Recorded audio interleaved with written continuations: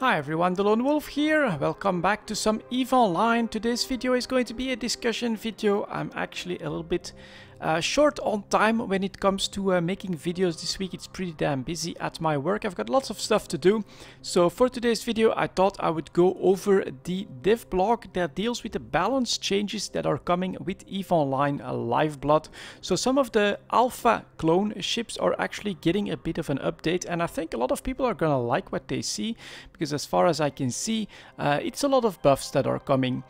So it's a specialized balance team. We know that CCP Rise is active in there. If you want to get like some behind the scenes information or potentially some spoilers, definitely keep an eye on the Twitch channel from CCP, because I've seen CCP Rise do a couple of Twitch streams where he roams around in generally a Legion to start out with, then gets blown up and starts flying something else. But from time to time he also talks a little bit about EVE Online, the development, and so possibly about the stuff that he's working on the balancing. So let's start with the Rifter here.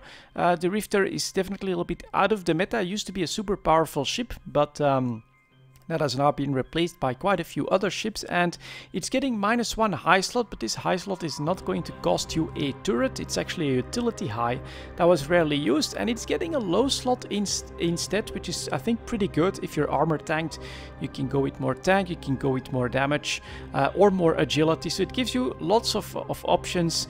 Yeah, a low slot instead of that utility high, I think, is going to be a pretty nice buff for the Rifter. Next up, we've got Dragoon. Not bad either. I think -1 high slot. I'm not sure if that's a utility high, but I think so.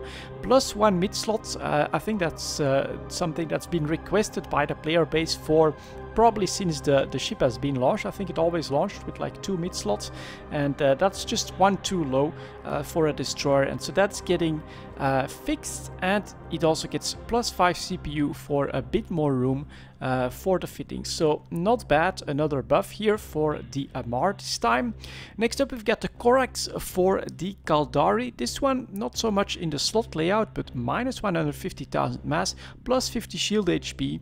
This should add some speed and agility, and of course a little bit of extra buffer as well. So not bad. Yet another buff. It's for Caldari. So we've got Minmatar buff, we get an Amar buff, we get a Caldari buff. All those alpha players, I think, will be pretty happy. Next up, we've got a couple of weird ones. The Arbitrator, I'm not all too familiar with that one myself, but from the description here, is in a strange position of being the sole representative of secondary weapon systems in the Amar Tech 1 cruiser lineup. So I think it's because it's missiles rather than lasers, and also being in the E-War category. So that one is getting 120 power grid, 45 CPU. That should definitely give it a lot more fitting options. An extra launcher slot, so again, for the launchers, not bad, and +20 to lock range. I'm not sure what kind of shield capability this has, but for a PvE possibilities here, I do like the fact that you get this extra launcher, you get some more fitting room, and if you get drones, then that is my favorite playstyle personally.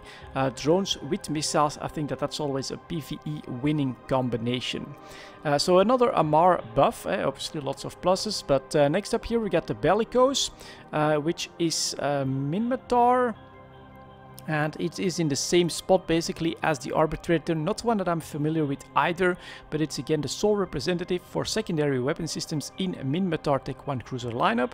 It will also receive more fitting room so that it becomes better suited to an all-around combat role. +75 power grid, +40 CPU, and +20k lock range, giving you probably that option for some long-range artilleries on the Bellicose. And then next up, the Omen. This is a ship that I actually fly myself from time to time. I have a couple lying around here and there. And while I love the ships just from the looks, I mean, look at that picture, it looks amazing. It is pretty restricted, and it's really nice to see it getting a buff here. +75 power grid, +15 CPU. I know that fitting this baby was not very easy, but especially +125 capacitor. With the lasers, you need some capacitor to be able to run things. So on top of that, you're also getting 39,000 capacitor recharge rate, so that stays the same despite the larger capacitor. And so this is another very nice buff to a ship that I personally do enjoy flying, but that I do think needed that buff, especially for alpha characters, so that it becomes like a bit of a more viable option in the Amar lineup as well. So really nice to see here. I personally love the Omen. Next up here we've got the Stabber, which apparently has always gotten a pretty bad reputation on that, and that's reflected in its popularity. So I still think that sometimes I've seen the Stabbers used to great effect. I think it's really a fast ship, and so apparently CCP sort of agrees, because they're not changing really anything to the fittings or the agility or the tank or anything like that, but they're just giving it a little bit of extra damage, plus 2.5% rate of fire bonus per Minmatar cruiser skill. So that's definitely not bad either here. Faster rate of fire on the Stabber, which is already, I think it looks like a sleek and fast ship. So this is definitely one that's more built for like quick in and outs, and yet another buff for the Minmatar.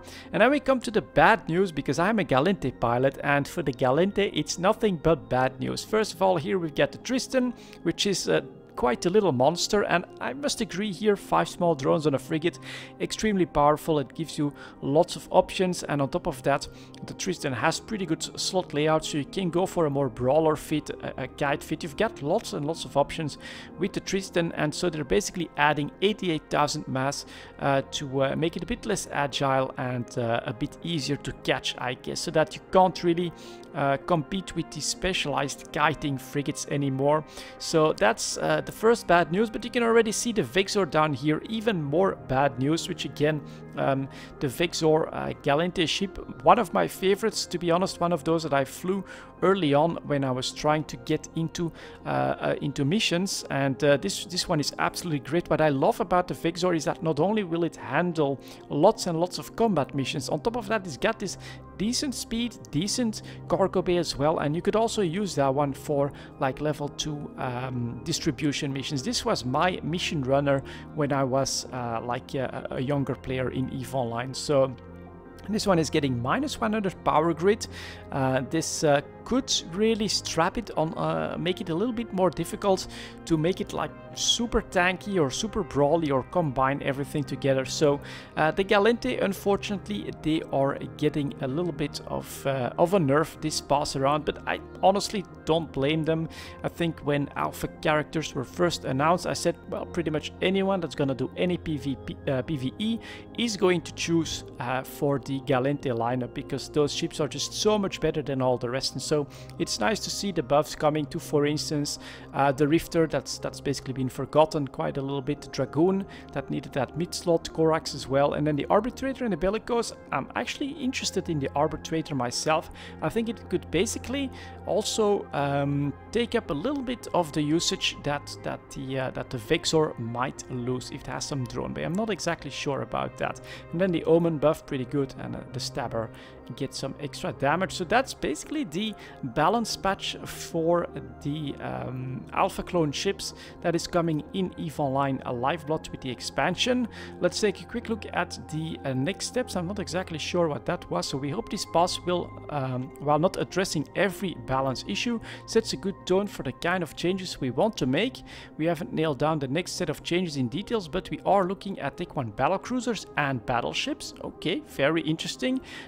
One of the recurring themes in EVE Talk is that especially the battleships are completely out of the meta at the moment, and so if they're looking at battleships, pirates and navy faction ships, then you know they may try to bring the Tech 1 battleships back in the meta a little bit.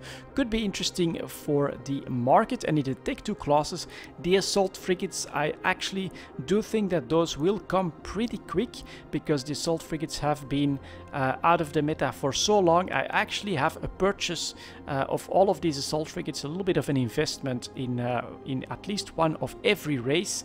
A couple of frigates, I think it's like 4 on average, that I bought just in preparations for this, and also heavy assault cruisers are all potential candidates. But I think the assault frigates, people have been asking for so long.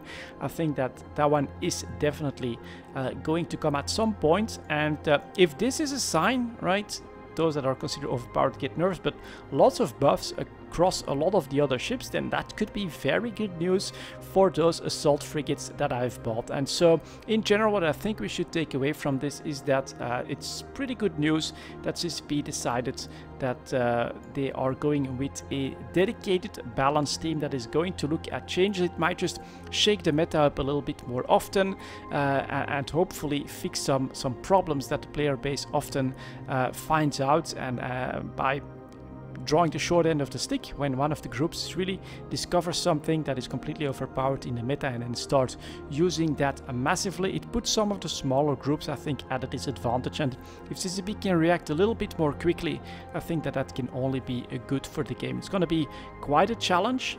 We have to be honest, balancing in EVE Online is very difficult. But not only are they apparently planning some buffs, looking at some of the ship classes that we've requested for a very long time, something that I remember from one of the streams, not exactly sure either, is that the idea that they're playing around with is also to go back to introducing some newer ships, such as the Tech 3 destroyers. You know, those are new ships, the command destroyers that can boost away fleets, whether it's your fleet or part of the enemy fleet. That's often used actually in fights where you hear that a command destroyer successfully grabbed a large group of the enemy logistics, for instance. And so they're playing around with other different ideas to bring some versatile but some new ships into the game that might just shake up the meta a little bit. So all of that is very welcome. We definitely welcome this balance team and all the efforts that they're going to put in. And that's really all I had for this video, guys. Thank you very much for watching, and I will see you all next time.